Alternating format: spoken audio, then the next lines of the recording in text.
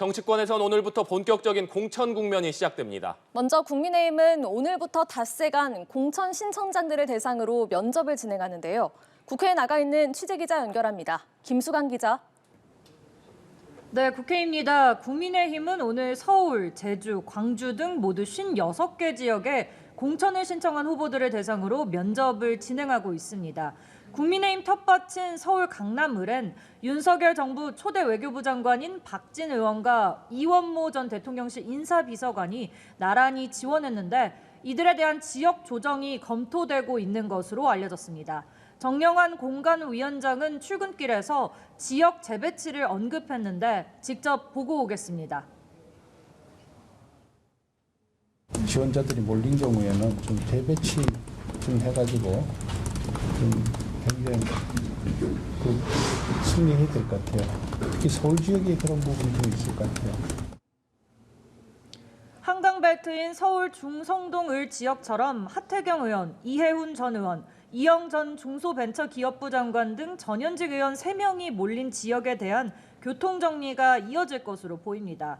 국민의힘은 불출마 의사를 보였던 이뇨한 전 혁신위원장의 서울 서대문갑 차출카드도 만지작거리고 있는데 정영환 위원장은 추후 당사에서 도시락 미팅이라도 할까 생각하고 있다고 말했습니다. 한편 민주당에선 이재명 대표가 일부 중진급 예비 후보들에게 직접 연락해 사실상 불출마를 권고한 것으로 파악됐습니다. 여기에는 서울 도봉갑에서 3선을 지낸 인재근 의원, 경기 광주을 출마를 준비 중인 문학진 전 의원 등이 포함된 것으로 알려졌습니다. 공관위는 이르면 오늘부터 현역 의원 평가 하위 20%에 대한 개별 통보도 시작할 것으로 보이는데요. 명단에 포함될 경우 경선 득표율에서 최대 30%의 감점 불이익을 받는 가운데 비명계 후보들이 얼마나 포함될지 관심이 모입니다.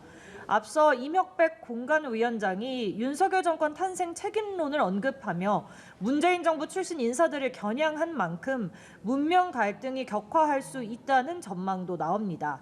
이런 가운데 김두관 의원은 친문과 친명 핵심 인사들을 당의 열세 지역인 부산, 울산, 경남과 충청, 강원 지역에 전략적으로 배치해야 한다며 이재명 대표의 결심을 촉구했습니다.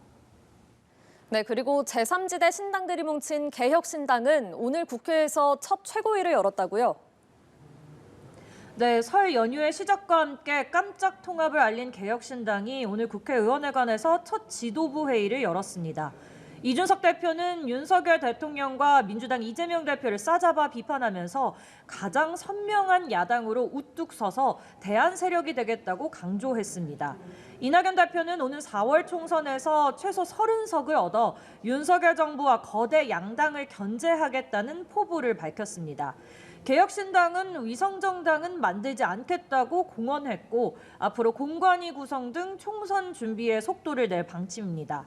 공관위원장에 관심이 쏠리는데 이준석 대표는 회의 후 취재진에게 각 정파가 공통으로 신뢰하는 인물이어야 한다며 김종인 전 국민의힘 비상대책위원장이 기준에 부합할 수 있다고 언급했습니다.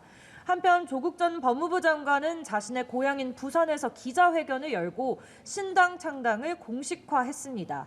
조 전 장관은 무능한 검찰 독재 정권 종식을 위해 맨 앞에서 싸우겠다고 강조했는데 지역구 혹은 비례 같은 출마 방식은 추후 정당을 함께하는 이들과 논의해 결정하겠다고 했습니다.